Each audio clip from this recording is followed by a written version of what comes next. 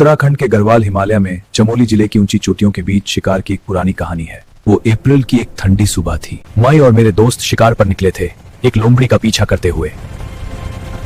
हमारे कुत्ते तेजी से लोमड़ी के पीछे भागे। लोमड़ी कंफ्यूज करने के लिए इधर उधर उछली, कई बार गोल गोल चक्कर लगाए, फिर सीधे कालिंदी नदी की ओर मुड़ गई। मेरा घोड़ा शुरू में तो कमाल कर रहा था, लेकिन जब हम कालिंदी के पास वाली चोटी की तरफ पहुंचे तो उसके खुर से नाल निकल गई और पैर में गहरी चोट लग गई। मैंने घोड़ा रोका। मास्टर और बाकी साथी कुत्तों के पीछे नदी की ओर बढ़ गए। मैंने फैसला किया कि नीचे घास से ढके मुलायम रास्ते पर उतरूंगा, जहां गढ़वाल और कुमाऊं की पुरानी सीमा थी। सुबह मौसम सुहावना था, कोयल की आवाज, सुनारे तीतर चहक रहे थे, हवा में लकड़ी जलाने की खुशबू थी। लेकिन अचानक मौसम बदल गया। बर्फ के फाहे हवा में तैरने लगे। मैंने घोड़े को छोटे से झरने पर पानी पिलाया। वो इतना पीने लगा कि मैं खींचता रहा, लेकिन वो नहीं हटा। तभी वहां एक बूढ़ा चरवाहा आया, साधारण कंबल ओढ़े। भाई साहब, शिकार कैसा रहा? लोमड़ी पकड़ी? नहीं। यहां का नाम जानते हो? नहीं चच्चा, मैं तो मैदानी इलाके से हूं। यह जगह, ये पंडित जी की खाई है।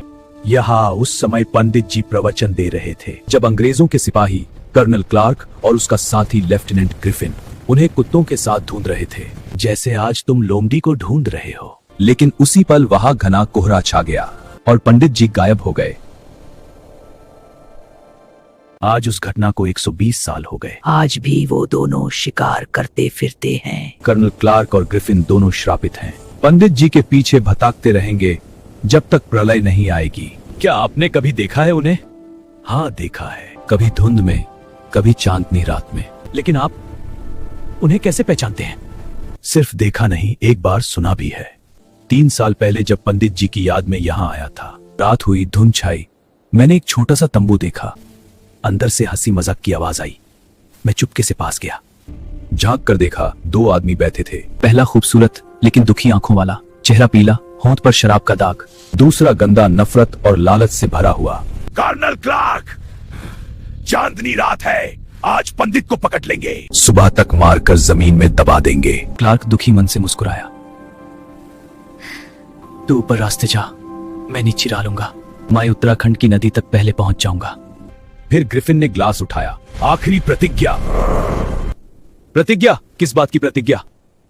साधु और संतों की हत्या की प्रतिज्ञा। तभी दूर से एक तीतर की चीख आई, जैसे श्रापित आत्मा की पुकार। सुनो ध्यान से, उन दोनों की आत्मा रो रही है। मेरा घोड़ा घबरा गया, छलांग लगाई।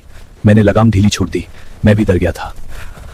तेजी से नीचे उतरा, उस रास्ते पर पहुंचा जो इंसानों ने बनाई थी।